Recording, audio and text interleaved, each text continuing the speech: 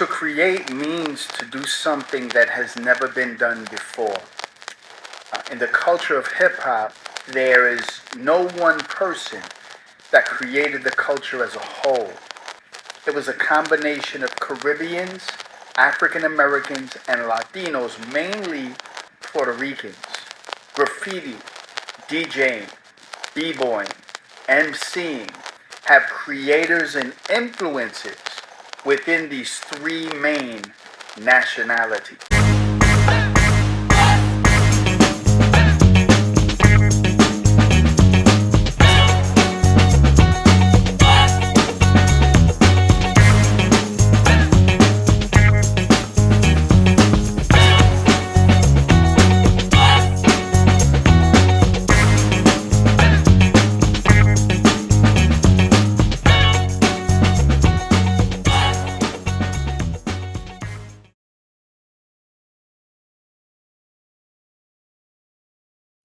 So before we get to this issue of the history of hip hop and its origins in the Bronx, we have to deal with this elephant in the room that is really trying to paint this picture that hip hop actually starts in the South in the 1930s.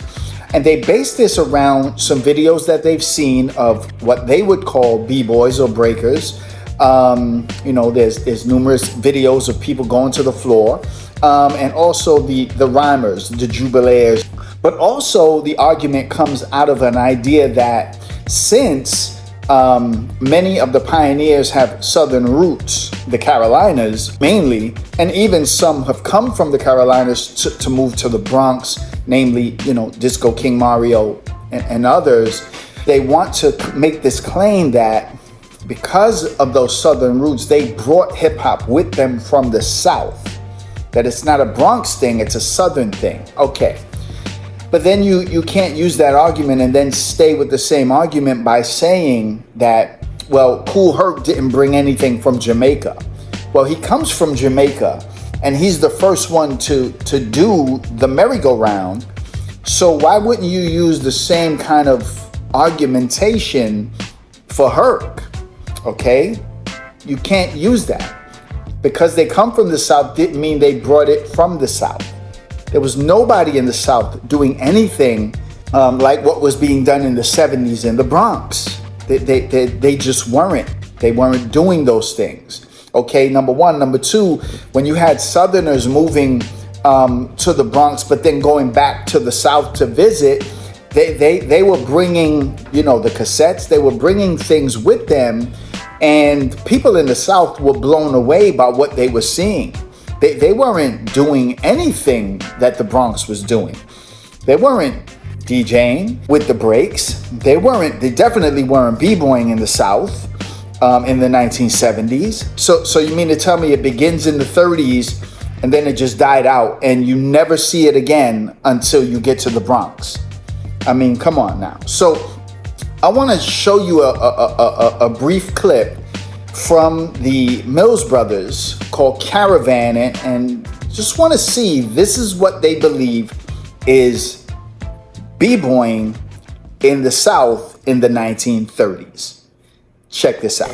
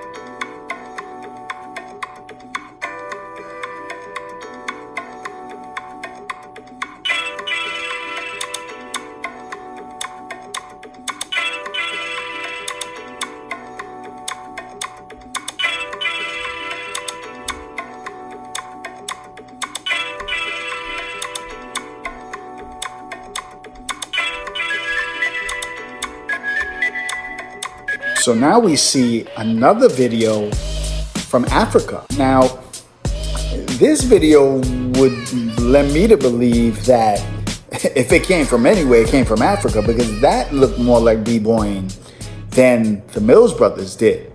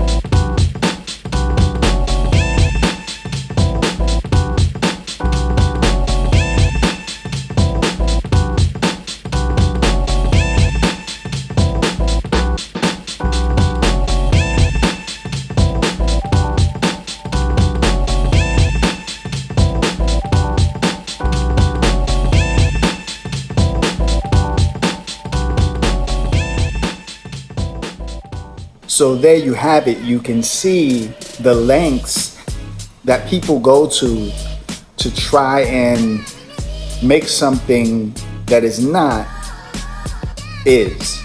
And that whole video clip was showing different types of supposed B-boy styles before the 70s. You even had Charlie Chaplin in there. You had white kids doing headspins.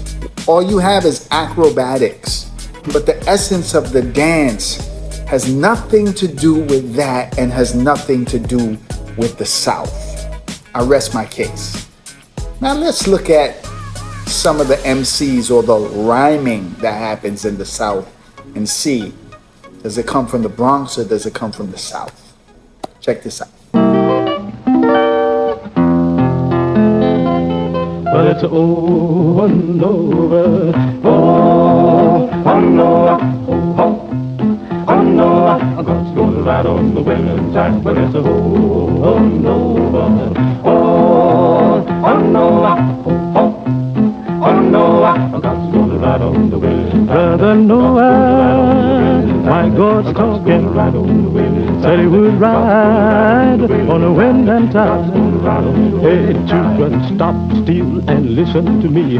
God walked down to the brandy sea. He declared that the aim of the sent a man, and then he decided to destroy the land. He spoke to Noah. Noah stopped. He said, Noah, I want you to build me an ark. I want you to build it 3 cubits long. I want you to build it big and strong. I want it 50 high and 50 wide, so it will stand the wind and tide. It's oh Noah, oh Noah. Oh no, I got to go to ride on the wind tide. Well, it's a oh no, oh no, oh no, I got to go to ride on the wind tide. Got to go to ride on the wind tide. Got to go to ride on the wind tide. So that is supposed to be rapping in the South. What would evolve into emceeing. But I want you to notice the difference between that, which is just simply rhyming. It's rhyming. It's not emceeing. That is that radio style rhyming. But if we're gonna say that's emceeing, that's rapping, then we gotta say Mother Goose was the inventor of rap, Dr. Seuss was the inventor of rap, limericks were the inventors of rap. Come on, man. Like, let's be serious. None of that comes from the South. This is what emceeing sounded like in the Bronx, And there's a big difference. Check this out. Introducing the crew, you gotta see to believe. We're 1, 2, 3, 4, 5 MCs. I'm Melly Melvin, I'm rocking so well. And I'm Mr. Ness because I rocks the best. I'm Raheem, In all the ladies' dreams. And I'm Cowboy to make you jump for joy. I'm Creole, solid gold. The key Creole, playing the role. Big fish with a furious 5 plus Grandmaster plan. Giving you a blast, show enough class. So to prove to you all we're second to none, we're gonna make 5 MCs sound like one. So there you have it. You can obviously see the difference between what they're saying was rapping in the South in the 1930s and the 40s to what they were doing in the 1970s in the Bronx. A humongous difference. I don't even really need to go any further with this elephant in the room, namely that hip hop culture begins in the South. There is no hip hop in the South in the 30s, the 40s, and the 50s. Hip hop begins in the Bronx in the 1970s. Let's continue. So now let's begin with the first element, with what many people begin or believe to be the first element. Even though, let's just make a couple of things clear. The first element predates hip hop, okay? We understand that. We know that. It predates it. It begins around 68, 69. But you also had graffiti writers who were writing in the 40s and in the 50s. New York City, okay? So when we talk about this first element, and I'm gonna show you a nice chart by Phase 2, which is, he's considered, pioneer of the art form, and he's gonna show through this chart who comes first. But let's deal with the other elephant in the room, which is namely that it was a man from Philadelphia, a kid from Philadelphia named Cornbread, who is the father of modern graffiti, which is simply just not the truth. There was graffiti writing before him, and graffiti writers in New York predate him. And what's funny is that when you look at Phase 2's chart, let's talk about, you have Lee Quinones, who is the first to do top to bottom handball courts. I mean, full-blown graph handball courts. So the quote-unquote first element is a New York City thing, okay? It is not a Philadelphia thing. It is not anywhere. It is a New York City thing, okay? With the beginning being with Julio 204. Okay, and we're gonna see that in the chart. So let's check out the chart. All right, so we begin. The graffiti, the formative years, 1969 to 1974, as recalled by Phase 2. We begin with Julio 204. He's the first to combine his name with a street number. Then we have Taki 183, the first to tag the train stations. Next we have Babyface 86. He's the first to put a crown. Then we have Coco 144, the first to do three-dimensional. We have Lee 163, the first completely stylized signature. Then we have Super Cool 223, the first to do outlines.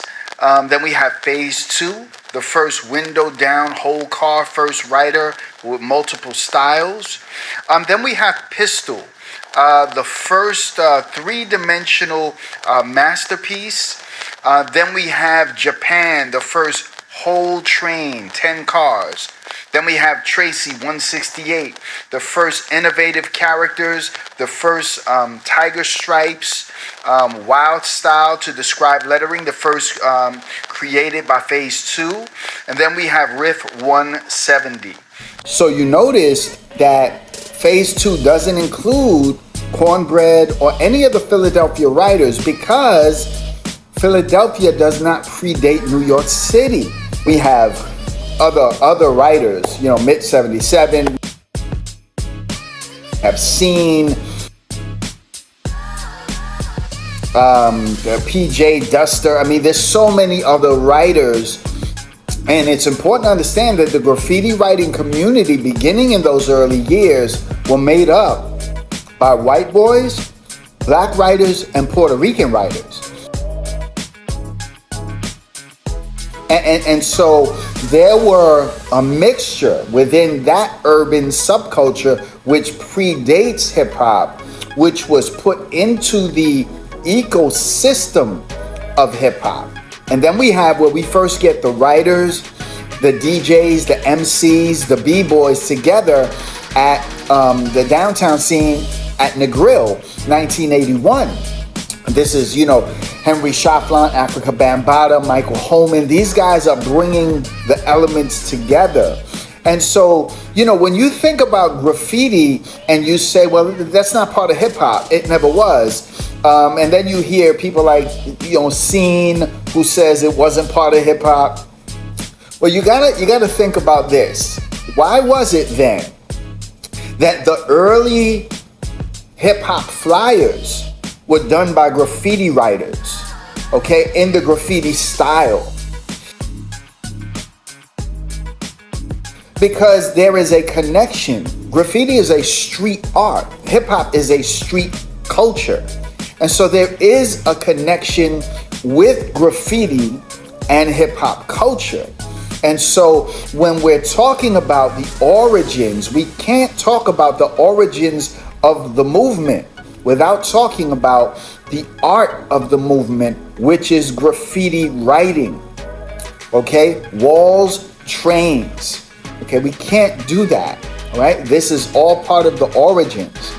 And so you had a lot of the gangs that were also writing their names. And so as we segue into now, let's continue the origin story and let's talk about the gangs.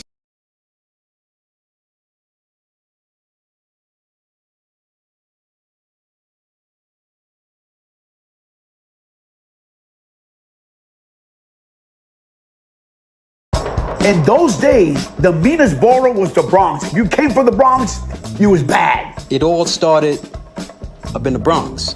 In the Bronx, it was a deep-rooted gang culture. Okay, they lived it.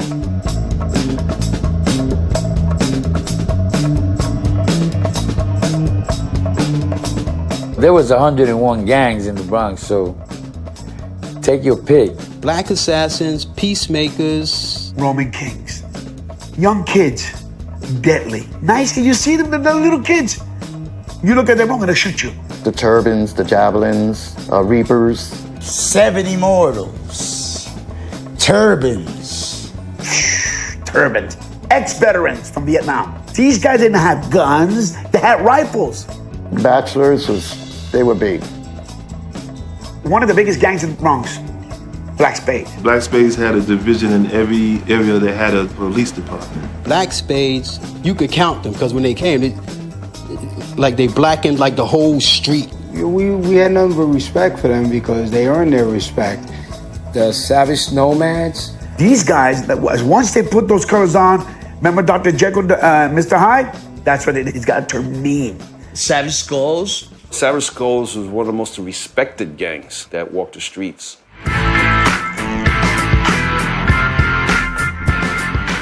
Like it was gangs in the North Bronx also, and they were predominantly white gangs, right? And they was just as vicious as gangs in Central Harlem and the South Bronx. You had like gangs like the War Pigs, the Aliens, White Lightning, Junior KKK, Grateful Dead, and these guys were like a lot of guys, right? Famous Golden Guineas. Well, the Golden Guineas, I would have to say, they were the baddest white boys on the block. They weren't taking no crap from nobody as far as they were concerned, and we had to give them their respect. Like 181st, 182nd, and that was like the cutoff right there. Yo, dude, if we went up to like Fordham Road, it was on. We had guns, but we didn't have guns like they had guns. But these guys had transportation, they have the weaponry, and they have the balls. The Golden Guineas, now they had a reputation for cutting 2 G's into your face so that you know that you ran into the Golden Guineas. So we're talking about the gang culture in the Bronx. Now, it's alleged that in the 1970s, blacks and Puerto Ricans, blacks and Latinos did not get along. In fact, it's alleged that the Puerto Ricans hated the blacks. And so you saw the little quote that I put up, which clearly states from Tariq Nasheed that, Puerto Ricans, primarily in the gangs, didn't like black people. In fact, they wore swastikas.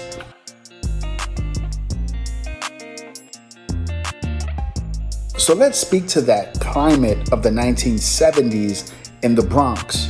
You have to understand, you just saw the clips. It was heavily influenced by gangs. And so you just could not travel to different neighborhoods. But within these street families, within these gangs, there were gangs that had both blacks and Puerto Ricans within the gangs. Let's speak briefly to the issue with the swastikas. Let's speak to that. What was the swastika? And were the Puerto Ricans the only ones wearing the swastika? The answer to that question is absolutely not. The swastika was worn by the Puerto Ricans, the blacks, the white gangs. It was a menacing symbol. That's it. It's part of gang culture. It was not the Puerto Ricans were wearing it because they were racist and they had a white agenda against black gangs. That is foolish. When you talk to gang members from the 1970s, outlaws, they will tell you the meaning of the swastika. It was a menacing symbol. It was reserved for those who were considered the enforcers of the gang. They were known as the Gestapos. They were the ones that would enforce punishment. So they wore the Gestapo symbol.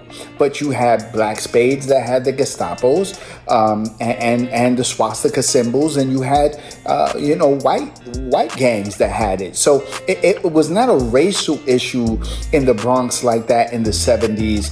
Now, listen, were there people, both Puerto Rican, black, and white, who just didn't like each other?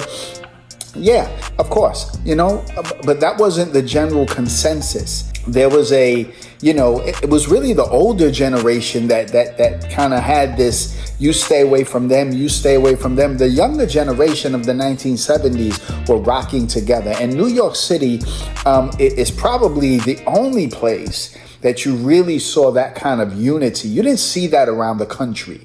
Okay, so when we talk about the Bronx in the 1970s and the gang culture, you have to understand what you're talking about, because it's out of the gang culture now that we have those cultural elements. So it's out of the gang culture, primarily the black spades, where you have Chuck City Crew with Disco King Mario.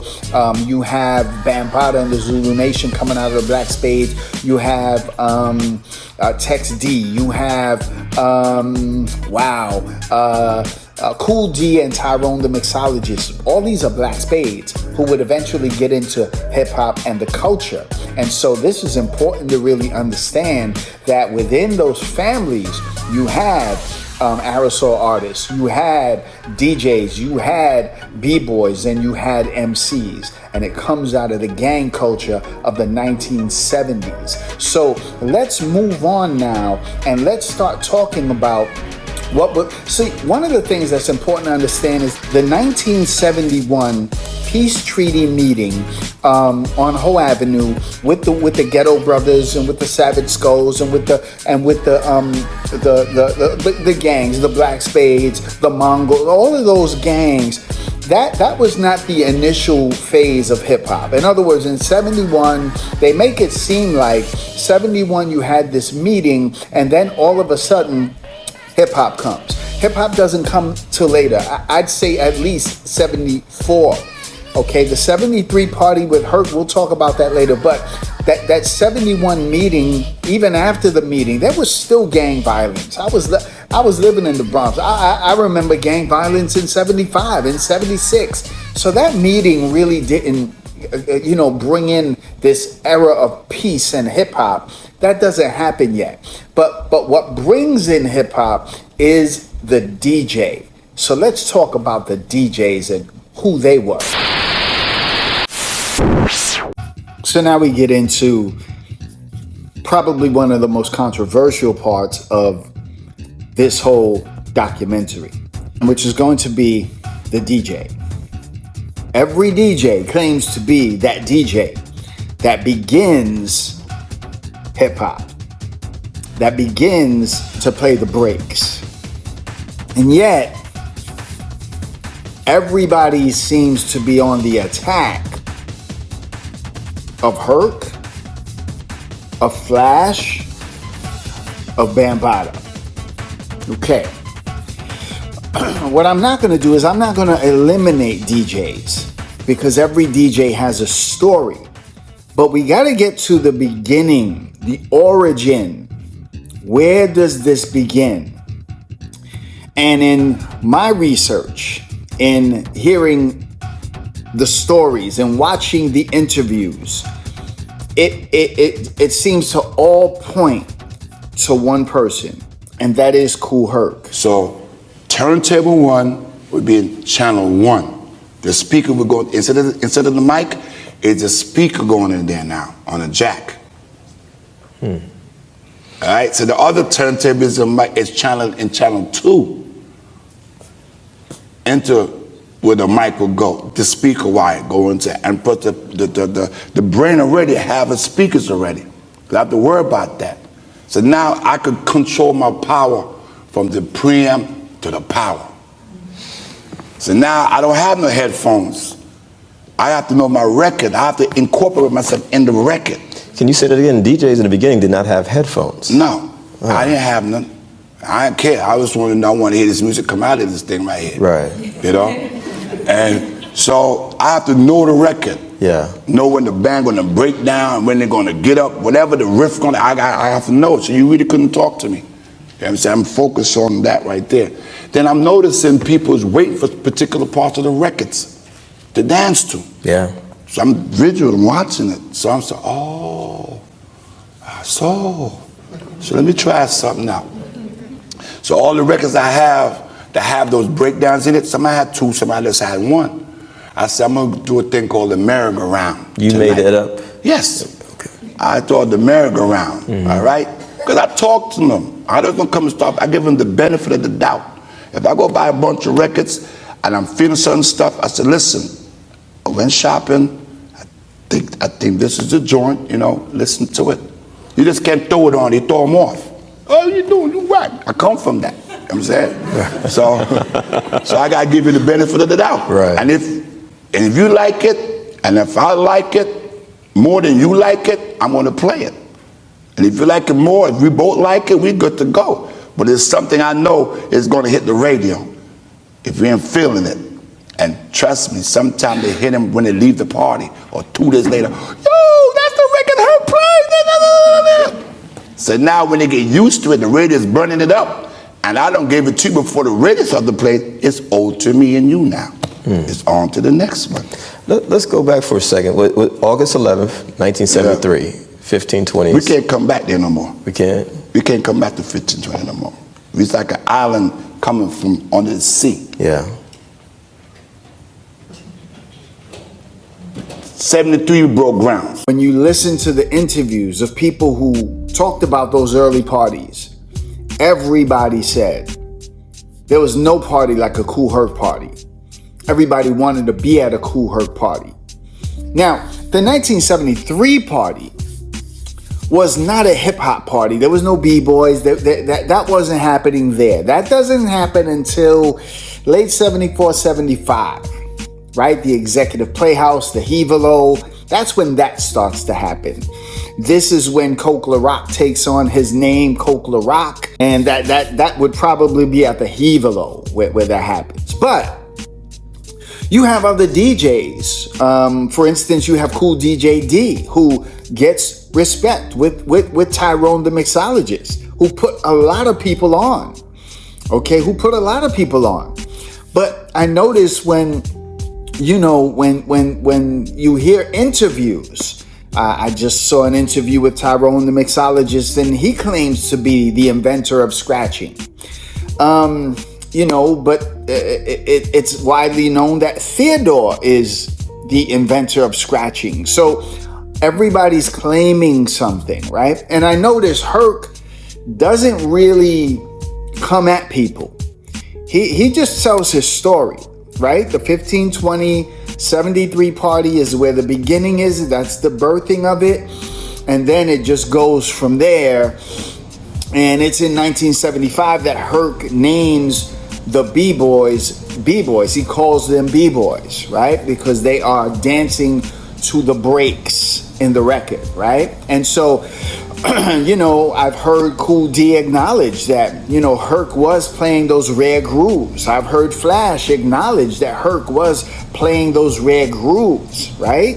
And so here's a DJ who comes out of Jamaica, who comes out of Trenchtown, who comes out of those conditions, and he brings this idea of the sound system. Right? Now, he doesn't bring this from Jamaica. I don't personally believe that. But what I do know is that I know that he is playing the rare grooves. He's playing Apache. He's playing the breaks. And he gets to a point where he starts to notice that at a certain point in the records that the dancers got a little bit more frantic. And so he says, I want to focus on this, and then comes up with the merry-go-round. There's a recreation room for the building. You rent the room. That's what we did. So this was a breath of fresh air for us going somewhere we could hear some music. Turned out to be a success. Herc was one of the first DJs in the Bronx to borrow a technique from Manhattan's downtown discotheques. The use of two turntables. This meant DJs could play music without interruption, mixing from the end of one record straight into the beginning of another. But unlike other DJs, Herc didn't play disco music. Instead, he specialized in the kind of hard-edged funk music that others ignored. Yeah, I remember going to the Herc parties, and this started in the community room, and it grew so big that we couldn't fit in the community room anymore. And music was it was slamming. I was trying to think about what would be, synonymous with a cool Herc party, and it would have to be James Brown. Clap your hands, stomp your feet. It wasn't a cool Herc party. Without have a very party in. Exactly.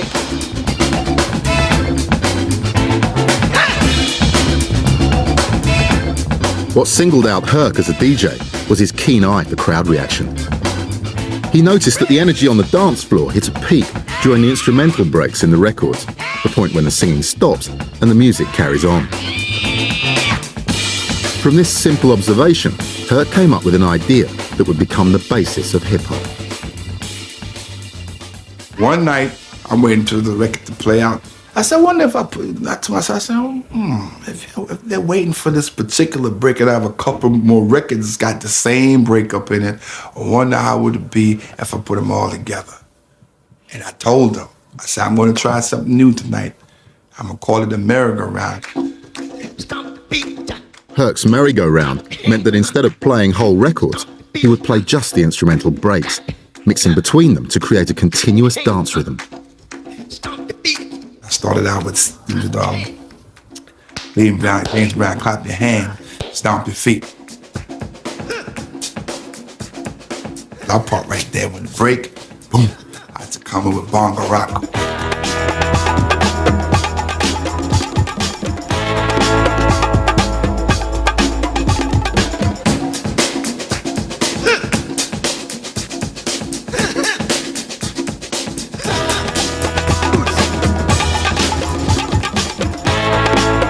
Bongo rock was still no vocals in it, and I would go into Baby Huey, the Mexican. And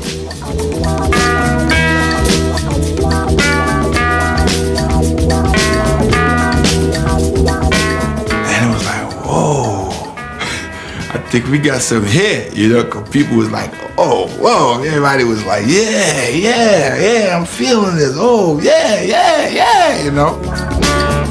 The instrumental breaks on the records became known as the break beats, and Herc's merry-go-round formula of mixing between them provided the blueprint for a new music.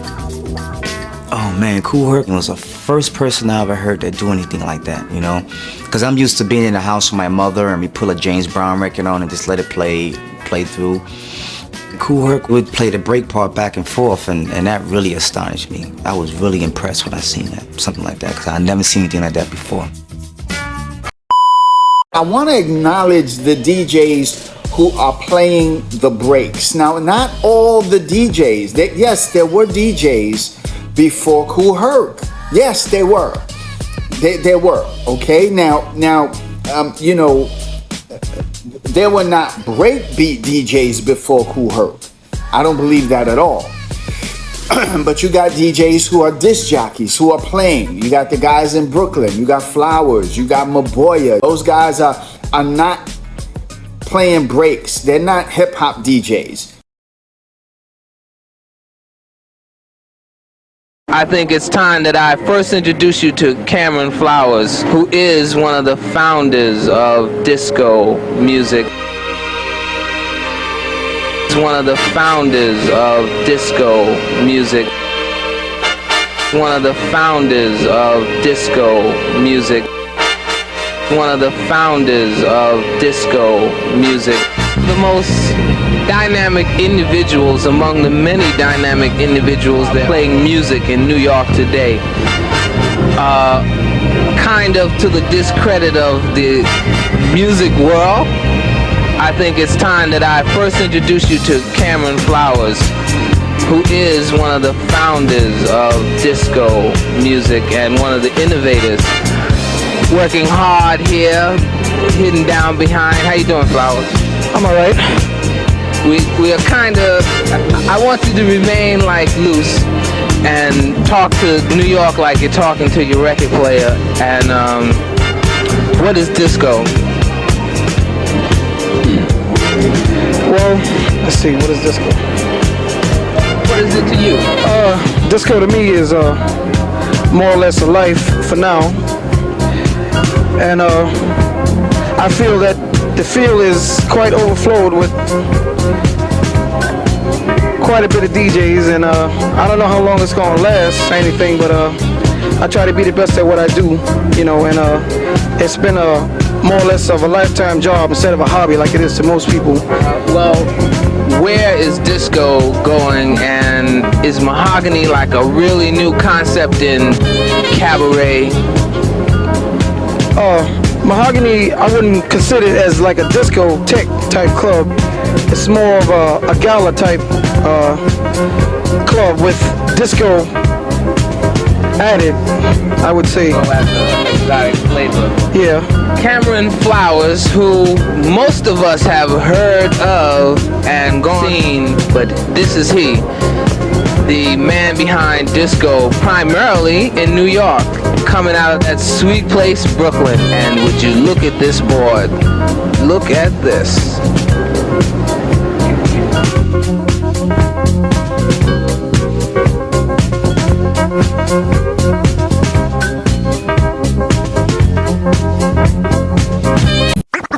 Party people, then you'll get funky.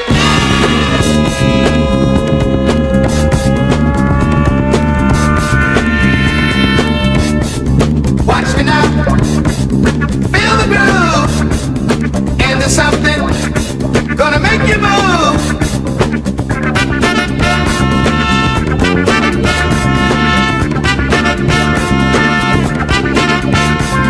Here we come, on the run, don't know what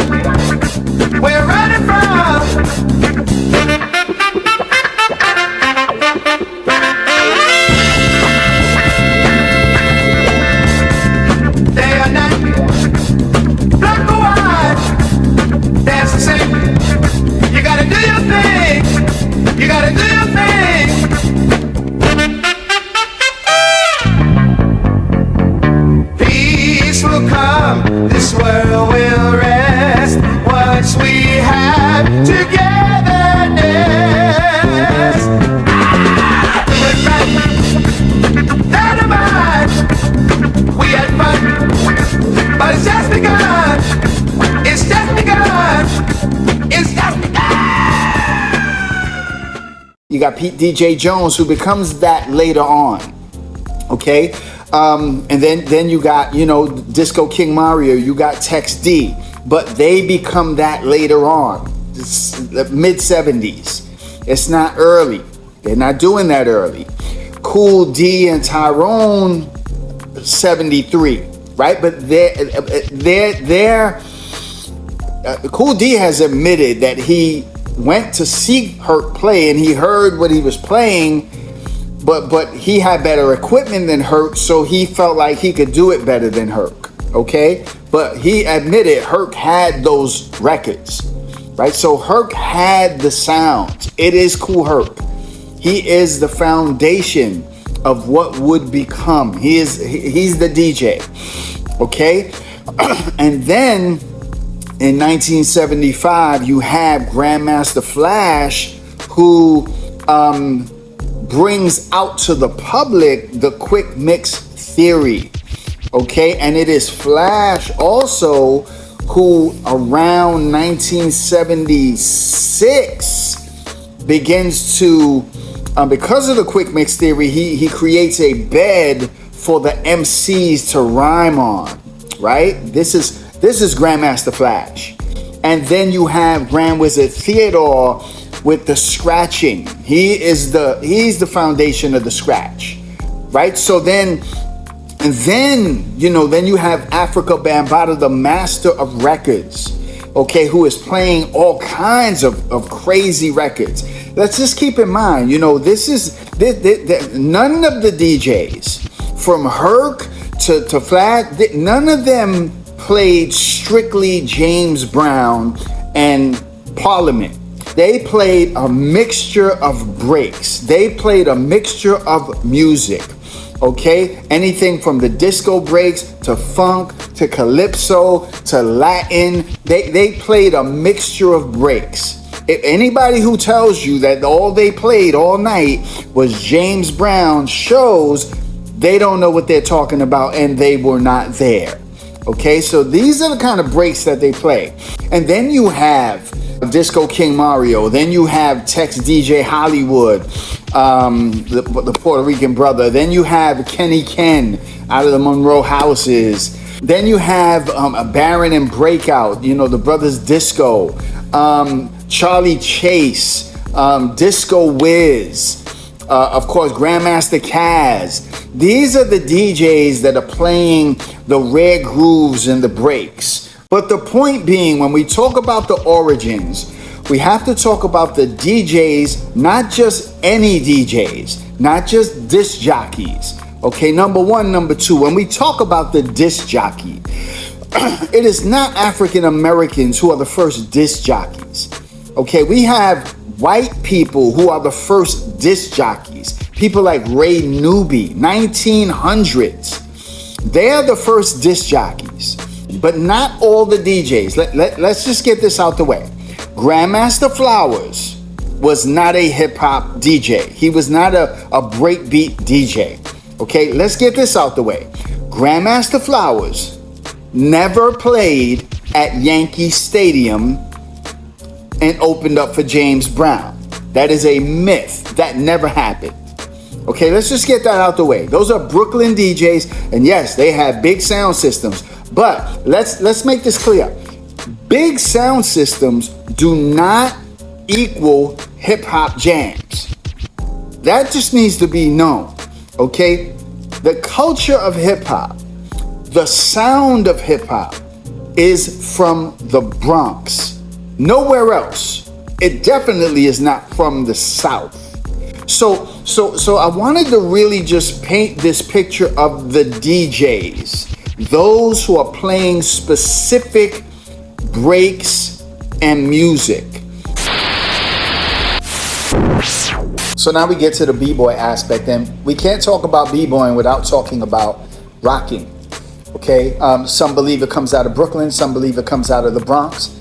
I happen to believe it comes out of the Bronx and was maybe taken to Brooklyn, and there's debates. And we're not going to name drop, we're not going to talk about that. We want to talk about the dance specifically and who creates this rock dance. It came from the Latino communities. That I know for sure. That you can guarantee. That I guarantee. And it is the Puerto Ricans. Okay, so now there's this debate whether the rock dance is the precursor to the burning, which was the precursor to the B.Boys. All right, but now there are rockers who believe that they were also rocking and burning at the same time. So when we get to the Bronx, and then we get to, people like Trixie, and we get to people like Sasa, and we get to people like Dancing Doug, the Twins, that generation. There are many who would say they were not true B-boys in the sense they were not even really rockers. They were really burners, because the dances that they do are much different than what you see the rockers doing. So this is really about telling people what the true history of B-Boys and the beginnings, and setting the timeline straight, and what did and did not happen. And the style, what we like to call burning, you refer to it as rocking. You know what I mean? That's what was taking place late 60s, early 70s, before we started hitting the floor spinning around. You know, that wasn't occurring yet. And burning was more of a freestyle kind of a thing. It involved a lot of showing up the other person, embarrassing them. You know, you mush them in the face, you do all kinds of stuff.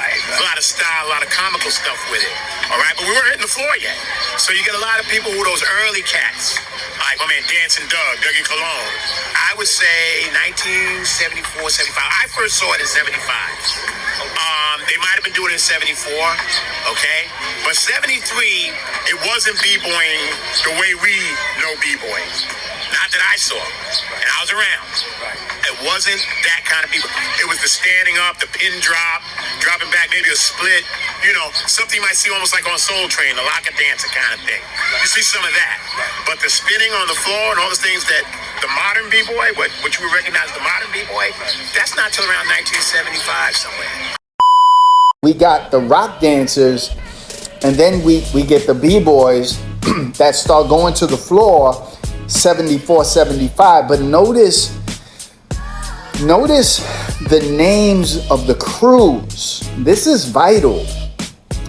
None of the names of the crews until later have the word breaking or B-boys in them, right? So the names of the crews, you have the Bronx Boy Rocking crew, you have the Rock Steady crew, right? You have the Rockwell Association, you have Scrambling Feet Rockers, and all these dynamic rockers, they're using that rock name.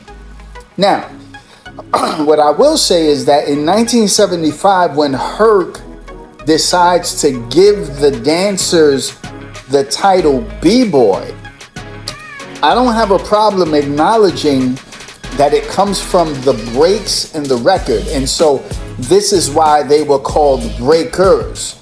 But the dance is really rock. But they're called breakers because of the breaks in the records. And then later crews would take on the name, breakers. Of course, the most famous, the Incredible Breakers, the New York City Breakers. But initially, that term beat for the breaks, because Herc is playing the breaks, Flash is playing the breaks from the records, and so the dancers were breaking, were dancing to the breaks. They were going off. I've always said that my initial exposure to the word, I heard the word breaking, I heard the word going off, I heard the word floor rocking. Okay, I never heard the term B-boy. Now that doesn't mean it wasn't used, but when you look at the etymology of the word B-boy, Bronx boy, break boy, Herc says it comes from breaking loose, getting loose, breaking out of your shell. So I understand that, but I also understand the other side, where those who would say, nah, this really should have been called the rock dance or rocking. I think they're synonymous with each other. Okay, these dancers, and so you got the rockers, right? As late as the late 60s, and then 74, 75 is where you start to see.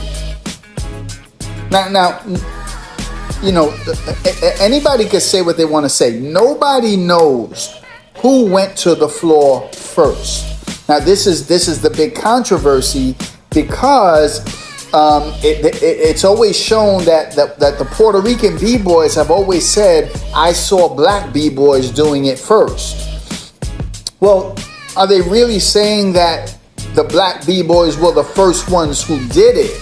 Or are they really just saying, I saw black B-Boys doing it first? For me, the first time I saw B-Boying was a black B-Boy. That does not mean that black B-Boys are the inventors of breaking, of B-Boying.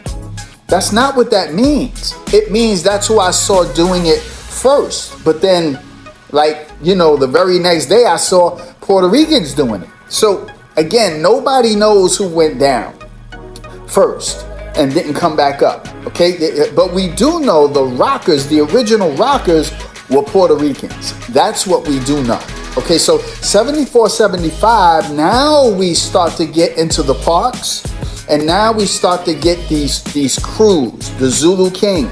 Okay, among the Zulu Kings, among the Shaka Zulus are Puerto Ricans. Okay, and you have to remember, a lot of these dudes are black spades. Okay, a lot of these dudes are black spades originally.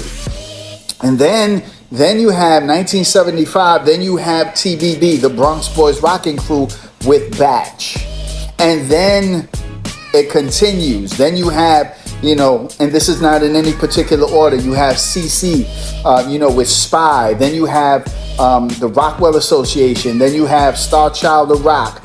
And then you have South Soul, which there are some people that say South Soul was not really a breaking crew. Okay, you know what? I'm just going to include them. But you notice the majority of those crews are made up of Puerto Ricans.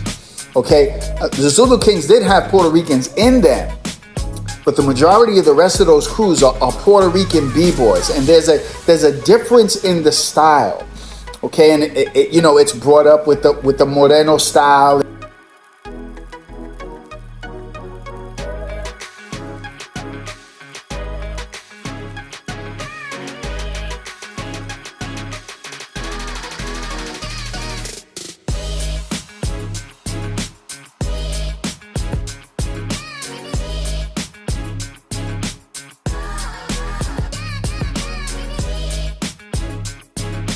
And that's that real jerky style. That's that real jerky style. That style, you couldn't really go into any kind of spins because it was such a almost a bouncy style, right? It's the Latino style. It's the Puerto Rican style that you're able to get into these really smooth flavors to get into those spins.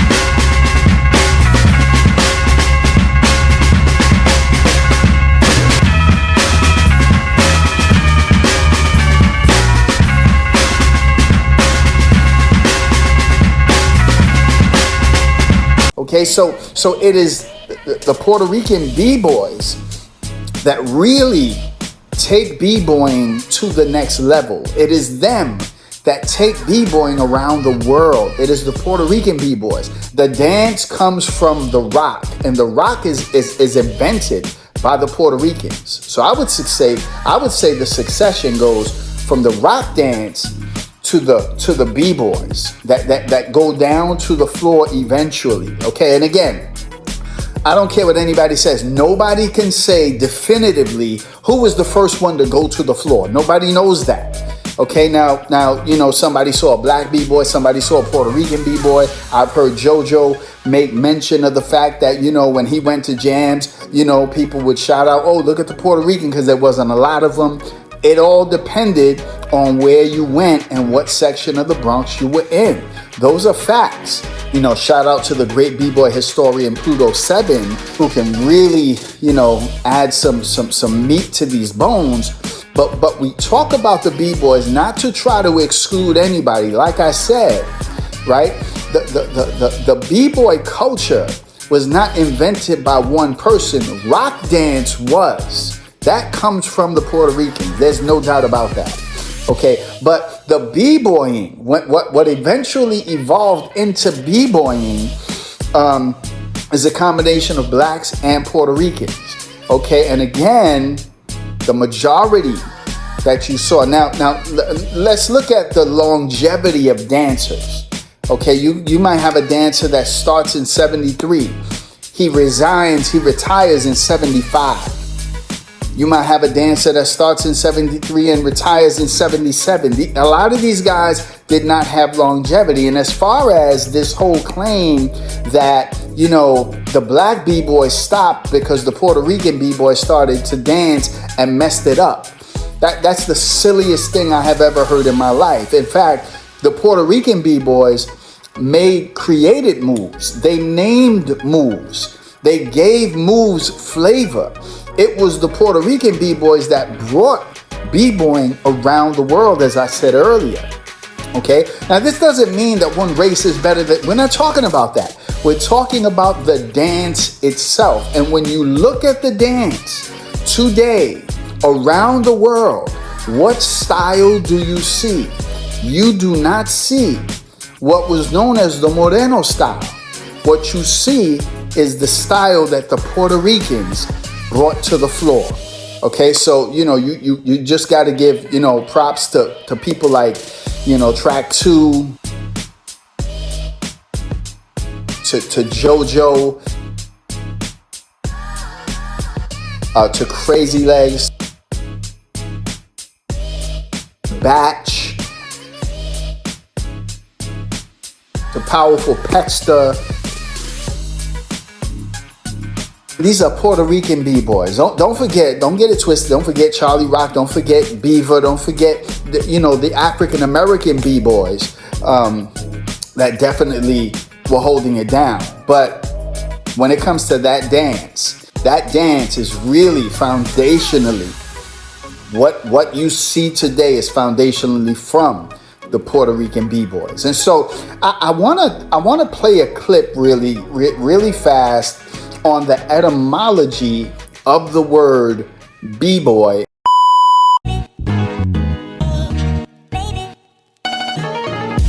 So when we talk about that word B-boy, that's a word that is so overused within hip-hop culture. Talking about the original meaning of that word B-boy, first given to those dancers in 1975 by Kool Herc. Now, there are some who would say that the earlier dancers, 71, 72, were the first B-boys, but yet Herc doesn't call them B-boys until 75. So what were they doing back then? They were doing burning or rocking, right? There was nobody going to the floor. In fact, Trixie says that they didn't go to the floor, okay? The floor moves don't come until 74, 75. And those are facts given by the practitioners of the dance. So, a B-boy, a Bronx boy, a break boy, break girl, B-girl, Bronx girl, okay? Those terms are synonymous with breaking. And breaking is the dance that we're talking about. Breaking the dance is on the floor. This is top rock. This is footwork. This is freezes. That is the essence of breaking. Ken Swift says 95% of what you did in breaking was on the floor. Only 10% was on top, which is top rock. So I'm not sure if we can classify those guys from 71, 72 as B-boys according to the definition of the word. Okay, so, we have to understand what this word has become. Graffiti characters are known as B-boys. People in hip-hop are known as B-boys. Run said, chill out the party in the B-boy stands. Those people weren't B-boys or breakers. Got to get back to the original term. The B-boy was the breaker that went to the floor and did those floor moves. Anything before 74, 75 cannot be, according to the word, considered a true B-boy. Just some things to think about. Grace and peace.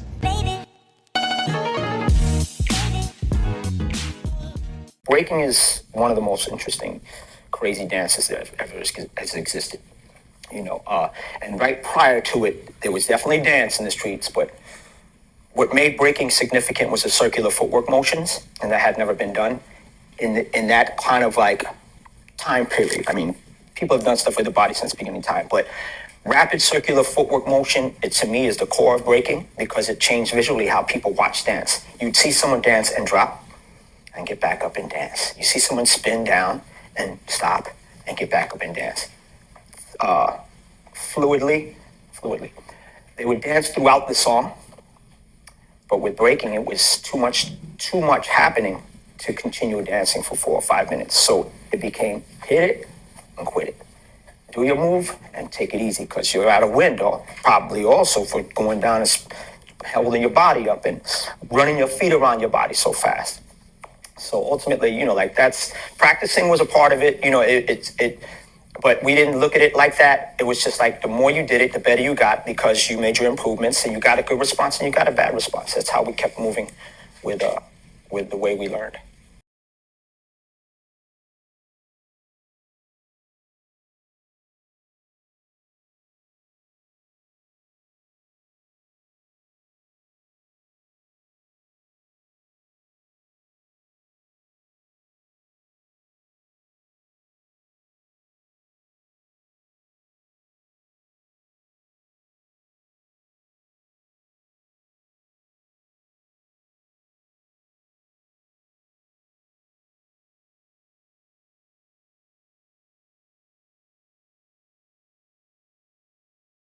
The descarga predates the B-boy breakdowns, the break beats. It predates this. Amazing. The Latin percussions. I mean, when you listen to B-boy music and you hear the Latin percussions going off, that inspiration comes from the descarga, which actually means, you know, somebody letting go, somebody letting loose. That's what the term descarga means. And so the foundation of the B-boy breaks come from African and Latin percussions and influence. What is salsa? Salsa is flavor and spice. Salsa is Latin soul. Salsa is ritmo, rhythm. It started in Africa con la coca, skinner wood. El bongo, the basis of salsa, el clave.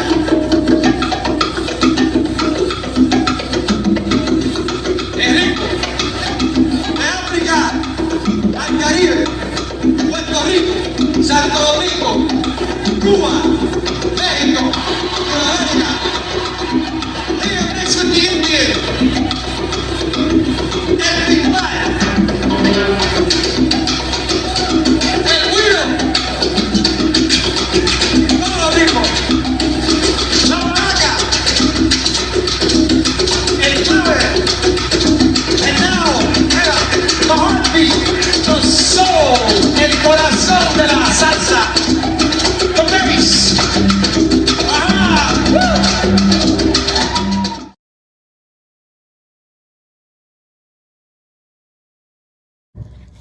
So you can see the origins of the descarga is Africa, as you were just introduced to the different instruments, the conga, the bongo, the clave, the güiro, the timbale.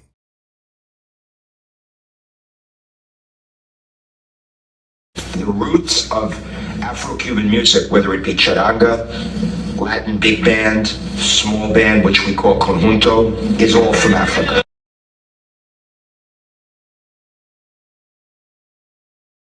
The drum, which is what imitates the pulse of life, is the essence of our music.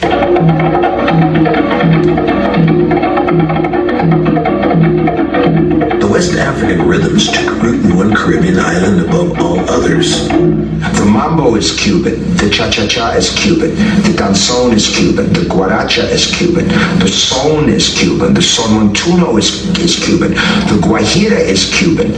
You can't find another country that's given us as many things as Cuba has given us.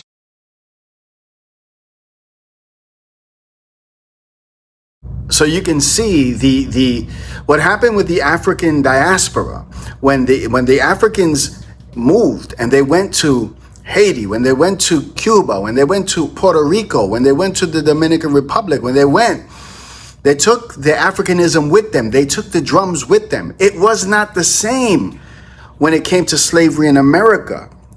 The slaves in America were not allowed to retain. It was the Caribbean. It was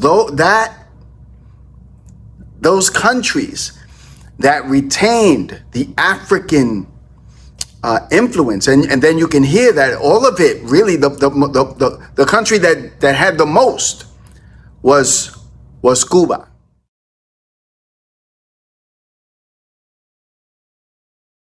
Now I want you to listen to something. This is called Conga Bongo. And this is from the Fania All Stars. I want you to listen to this descarga. I want you to hear and tell me if you could B-Boy to this. Check this out.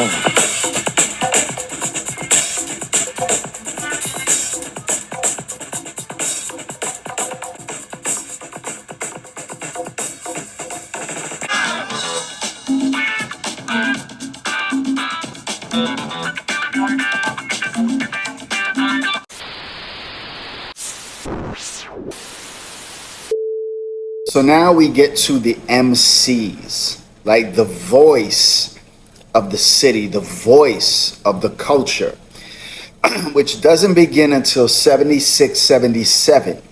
But now, before we even get into that, I want to show you some examples of people that they claim were MCs before the MCs in the Bronx, which they were really just rhymers. But let's check out a couple of examples. Yeah, he the total swing. Just about ready to do that thing. I don't want no tears, I don't want no lies. Above all, I don't want no alibis. This judge is hip, and that ain't all. He'll give you time if you're big or small. Fall in line, or this coat is neat. Peace, brother. Pick up the judge, pick up the judge. Everyone's wrong and being judge. Fab Five Freddy told me everybody's fly. DJ spinning, I said, my, flash is fast, flash is cool. Francois, c'est pas, flash ain't no do. And you don't stop, shoot a shot. Go out to the parking lot, and you get in your car and drive real far. And you drive all night, and then you see a light, and it comes right down and lands on the ground. And out comes the man from Mars. And you try to run, but you got a gun, and he shoots you dead, and he eats your head. And then you're in the man from Mars. You go out at night, eating cars, you eat Cadillacs, Lincolns too, Mercuries and Subaru, and you don't stop, you keep on eating cars. Then, when there's no more cars, you go out at night and eat up bars where the people meet, face to face and cheek to cheek, one to one. So we heard probably one of the most famous of the examples that people want to give is Pig Meat Markham. Couple of songs, and he did a couple of more. He does a lot of comedy stuff. He's like a comedian, right? But what's important to understand is that even after the real MCs come out, there have always been people who have been rhymers, okay? And so we're gonna give you a couple of more examples of rhymers even after the MCs come out. And then we're gonna look at the MCs. We're gonna look at the major players in the MC game. Check this out.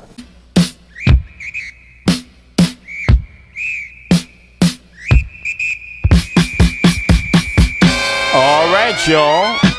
Here we go.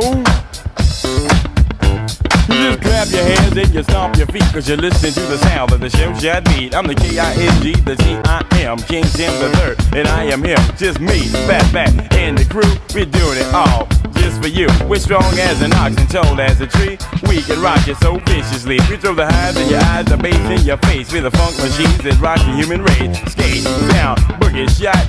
Come on, girl, let's do the rock. I said dance, everybody just clap your hands. I said we're here to do what we wanna do for all you rockin' fans. Let's go to work, let's go berserk. You hear a new rhyme every day, but my rap is good in my neighborhood, and I say it just this way. I say hi ho, I'm on the go, I'm rockin' to the beat in stereo, and if you wanna know just where to go, everybody just follow me. I said you listen to the band, it's called EC. That's the one that's doing you viciously, and if you listen closely, you surely find you're listening to the sounds of a mastermind.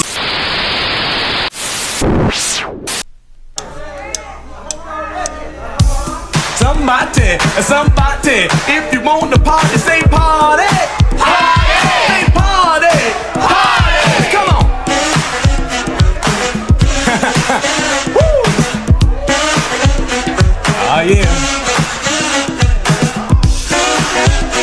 If you want to party, and that's a fact, somebody say, and you know that. And you know that. We don't care if your age is 10 or if you're a senior citizen, because we got a beat that just won't end. So you better get ready to rock, my friend. You see, we got some news that you can use, and off of that you can't refuse. We're giving up, honey, and you got to come, because you're the one. Red, yellow, black, white, or brown. In our own way, or we can all get down. Just take your time and enjoy yourself, and you'll rock as good as anyone else. Now come on, go through it. Put your body into it. If the feeling is is good, and you might as well do it. Melly Mel is potent, super high powered to make the other MCs feel deflowered. Taught all the MCs, the birds and the bees, but they still can't get no young lady. But I'm the legend in leather, the lord of the rhyme. If you can't see that, you must be blind. I always wear black and I always will, cause I'm dressing for your funeral. Heads gonna roll and rappers gonna die, and whoever wanna battle, I'ma give them a try. It ain't no pressure, you know I'm fresher, cause I was born to never be lesser. It's more than a record in the show to me, because I came here to set the world free from around the way. Back in the days, we got beat so you could get paid. We made you a job, you 2-bit slob. Now you don't have to work, learn, steal, or rob. You got a little bit of fame and wealth, now you think you did it all by yourself. I am you, but you ain't me, because you didn't start rocking till 83. Melly Mel is the best that will ever exist, and if I gotta be a sucker, suck on thee.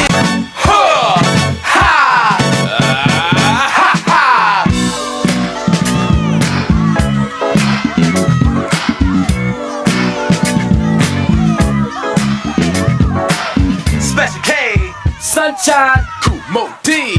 All time, feel the heartbeat, feel the heartbeat. We're the treacherous three, we got a new heartbeat. Hey. Yeah. Party people got a brand new treat off a well-known tune we call heartbeat. But we jazzed it up and we broke it down. It came out with a brand new fucking sound. Now I came here to get this straight. Our heartbeat's not on a normal rate, cause when we get excited, our adrenaline flows. And this is the way our heartbeat goes. A hop, skip, and a jump, but not a plain old bump. But a bump, bump, bump, bump, bumpity bump. It's a brand new treat, and it sounds so sweet. The rap and the music, our new heartbeat. So feel the heartbeat, so feel the heartbeat. With the treacherous three, we got a new heartbeat.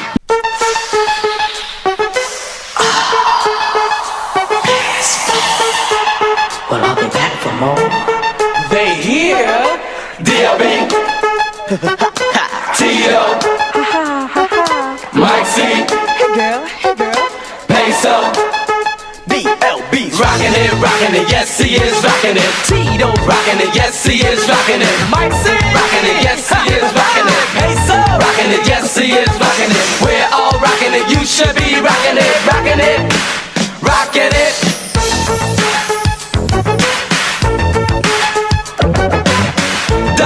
Don't fight a fuss if you wanna rock with us. Our talents with us, so with us, leave your trust. Get to the show, train, cap off bus, cause we're rocking it, yes we are rocking it, rocking it, rocking it, yeah. You know what, the people, we all back again with a short shot of win, but we're much more better than we were back then. Not that we were above, but yo, we get small, as long as the return is of the feelings for. Featuring DLB, Tito, and Mike C, and Peso, and we won't SCOB. Cause he can tell you from the top that our crew won't stop. So let the bells jingle and let the champagne pop. Hey baby, you want to fool around? I want you to be my woman.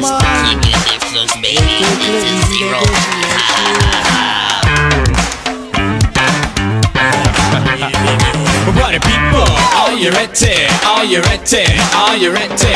Party people, are you ready? Are you ready? Are you ready? With a disco beat, call me machine. Rapping to the river with the greatest of ease. Well, my name is Jimmy Mac and I'm back to black, and I owe your mama see this work bone out your back. Girl, I'm a Mr. Chick and you'll be amazed, cause my rap is real sharp like a razor blade. Well, my name is Julio and I'm on the go, and together we do it in stereo. Our style is so sweet, like sugar and spice. You never hear us rap without Mr. Nice. United we stand, anybody we fall. You put us together, you'll have a ball. We're gonna show you what we're all about, and individually we gon' shout it out. So Jimmy Mac, hey, you know that you're ready to rock, so just get on your mic and shoot for the top. Well, my name is Jimmy Mac and I'm slender and tall. Got a high IQ and I like to play ball. When I'm not on the court, I'm on the mic. When I rap to the rhythm, it's pure delight. Like a little bit of tuna with some mayonnaise. When you hear shit rap, you'll be amazed. So party people in the place, don't you be misled. I'm just proving up on to all the knuckleheads. So Mr. Shit get wet, you know you're quick. So why you get on the mic and rap a little like this? So shocking body, rocking, finger popping, never stopping. Know it's coming, never going, getting crazy, never late. So hypnotizing, mesmerizing, money making, booty shaking. Got the power, never sour. I'm expanding, never landing. Always smoking, never choking, overtaking, never breaking one time. For the people, check it out 2 times. For the party, come on. Let's go to work. Come on, party people, let's go berserk. I like slam, say it, hot doing a jerk. Let me see your body work. Well, to the funky beat, Well, to the funky sound. to the beat that makes your booty bounce. If you're ready for this, Say you're ready for this. if you're ready for this, Say you're ready for this. are you ready for this? We're ready for this. Are you ready for this? We're ready for this. What we just can't miss. We just can't miss. What we just can't miss. With a beat like this. It's the joint. We're gonna prove to the world that we're for real. We're gonna prove to everybody we know the real deal. We got golden voices and hearts to steal. Because the 5 MCs, it got to be real. We wanna hear the party people yell Sugar Hill. So what's the deal? Sugar Hill. So what's the deal? Sugar Hill. Ooh. That's the joint. These words we said we want y'all to hear. We're gonna make a lot of sense. We're gonna make it clear. We're gonna rock this place. We're gonna use some class. We're gonna do our best. We're gonna make it last. We got rhymes on our minds. We got rockin' in the heart. And now the things we do, you can call it art. We're fast. We're slick. We're doing it hip. We're gonna rock this record. And don't you forget. That's the joint. Because Little Ronnie C is the melody. And Keith help me rock, we're singing harmony. Because Jeff is the rhythm, and K is the bass. Shop, rock, shocking the whole darn place. And now here's a little story you got to be told. The party people in the place got a whole lot of soul. So when we're on the mic, y'all shocking the house. And when we all get together, we can turn it out. Now we're in the house, as you can plainly see. Everybody say, get funky, and make money, and you don't stop.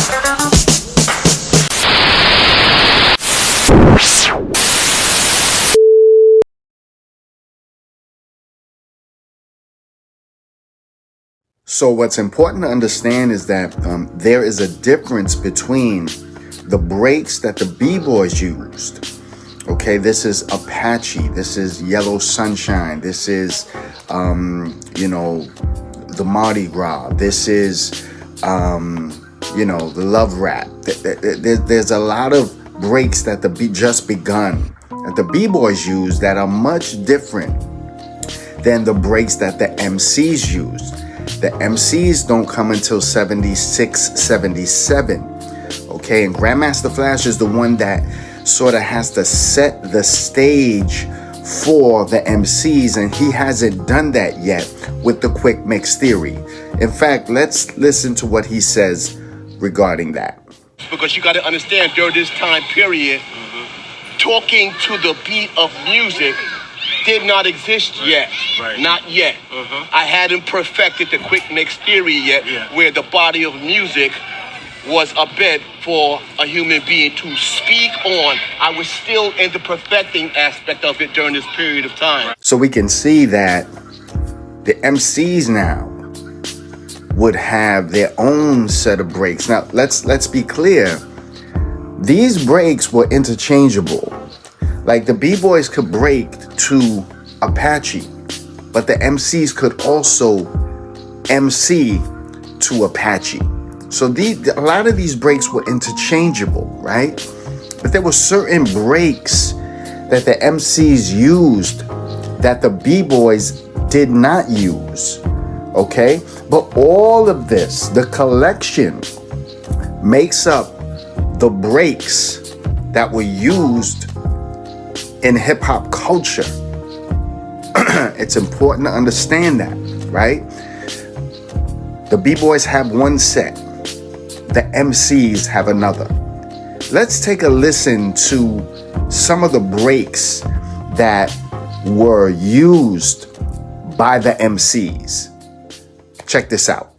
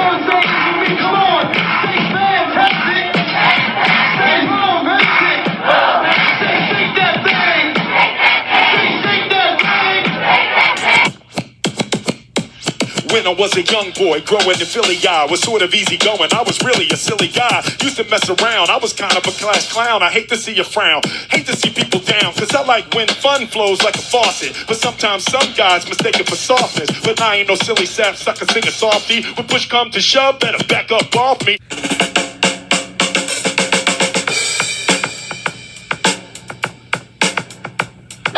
John the Fox.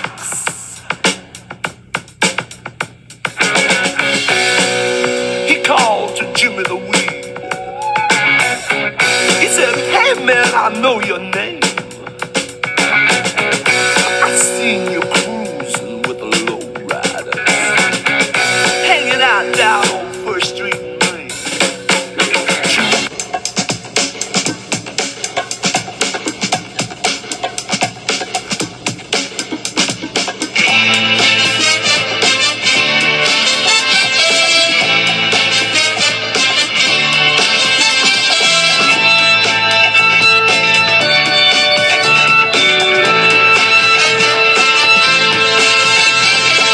Rock and roll.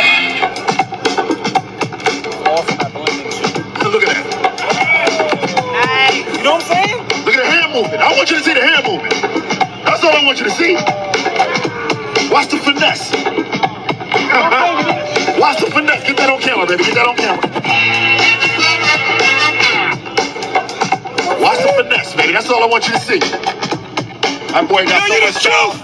That's the truth right there. Let's go. Let's go. Here we go. Come on.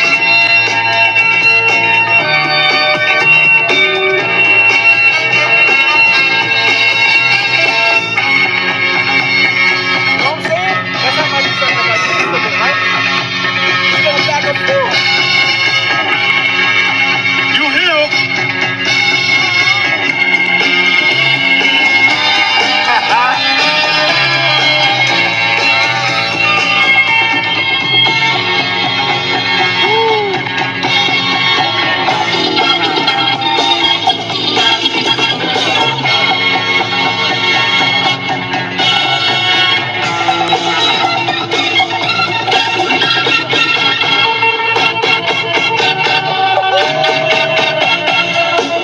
You already know what it is. You already see him. Rock and roll.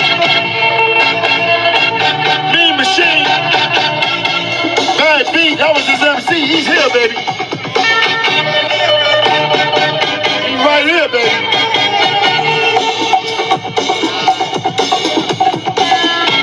Chuck City, flawless. They already know, baby. Oh. Let's go.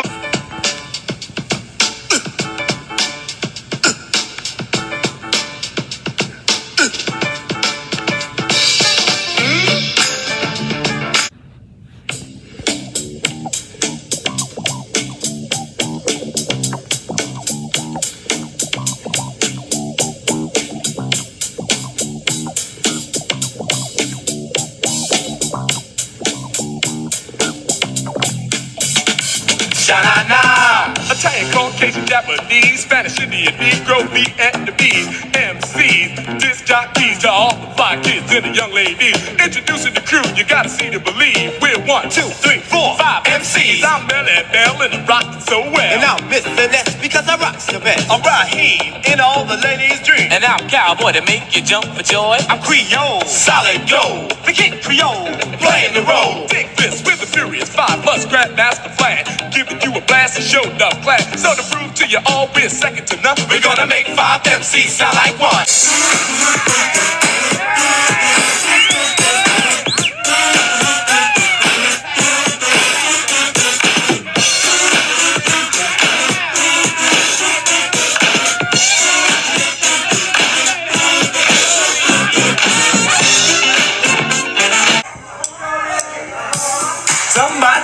Somebody, if you want to party, say party. Party, party, party. Come on.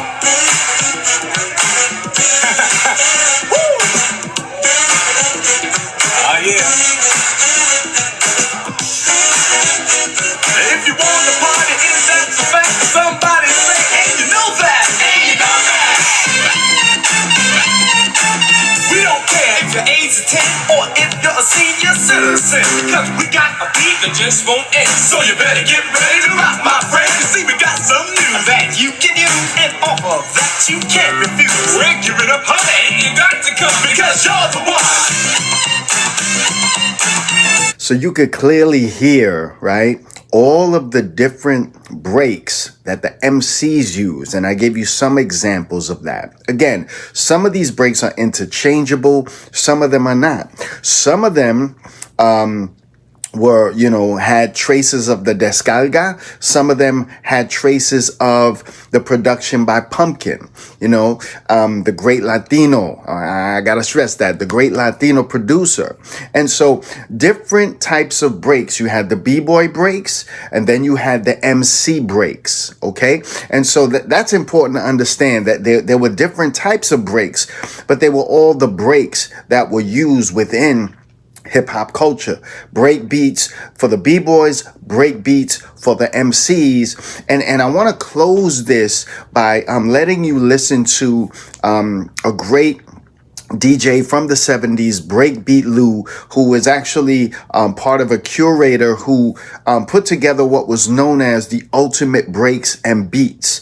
And he's going to tell you why he put that together. That was important for him to put together because he wanted to recreate the sound of the 70s that both the B-Boys and the MCs were using to have sort of the foundation for what they would do at the beginning of hip-hop culture. So I want to let you watch this, and then I'll come back. Check this out. And then I really picked up on the bug in 78 when I bought my first B.Boy / Digger record, which is Space Funk by Manziel. Oh, okay. When it first came out in 1978. So I picked that up, and then the rest is history. I met Lenny in 79, 80. Then we created this thing called the Fusion Beats, which is flat to the beat on one side, and the flat to the side and Fusion Beats on the beat on the beat side, which had the champ, the Get Up and Get Involved, and Let a Man Be a Man and a Woman Be a Woman. The Blaze joint. Then that catalyst became the Octopus Break Beats, and from 81 to 84, 84 was slowed down. 85 started getting a buzz again. 86 we did the Ultimate Breaks and Beats, and then the sampling craze started after that. Right. So what I can say, Lenny's no longer with it, but I got involved with Ultimate Breaks and Beats was to give the next generation of DJs the tools that we originally had from Foundation, not what they were using, because from 81 to 84, what was being used a lot was rap records as break beats, Love Rap, Feel the Heartbeat, Catch the Beat, all those records, they were being used as break beats. So I was like, how's that going to happen when hip hop was before rap? Right. That's how it was for me. So there you have it, right? The understanding of how these breaks were used, right? So we began with the descarga, which was the precursor to the Latin breakdowns. The Latin breakdowns were the inspiration for the B-Boy anthems. And they used certain breaks for those B-Boy anthems. And you heard the descarga within those B-Boy anthems. But then you had another set of breaks that the MC used in 76, 77, when Flash sort of sets the stage for that. And we gave you some examples of those breaks. And some of those breaks are definitely interchangeable with the B-Boy and the MC. And again, this is still the 70s. And then eventually you have 79 with Pumpkin and his productions starting to use a lot of the rap records that were not really the breaks. They were actual rap records, the love rap, stuff that Pumpkin produced that MCs were using as their tracks. Okay, so there's a progression, and then you have finally, as we just saw, Breakbeat Lou, along with his partner Lenny, who came up with the Ultimate Breaks and Beats for the reason of taking people back to foundation. All right, so this has been a history lesson on the breakdown of the breaks. So we've been talking about hip hop its origins, and the elements that make up this earth-shaking culture. There's been many things that have been said. There's a million stories out there. A lot of people have stories to tell when it comes to this culture. When we look at the videos of the 1930s, and we look at the music that these dancers were dancing to in these videos, is there any funk breaks? We don't have funk until James Brown. Okay, so many would say, well, hip-hop comes from James Brown, but in the 1930s, there is no James Brown, there is no funk. So what are these quote-unquote breakdancers in the 1930s and 40s breakdancing to? The breaks are the foundation for the B-Boys. Then we looked at gang culture, and we looked at how gang culture would shape hip-hop culture in its infancy. And then we went through all of the elements.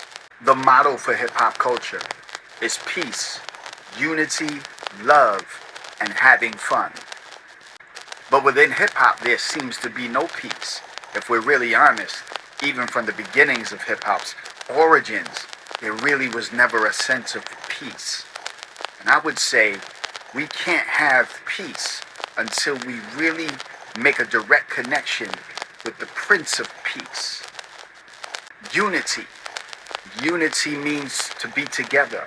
Well, we can't have unity with one another. There's so many people fighting amongst each other, arguing about this story. We can't have unity until we first have unity with the Creator who created all things.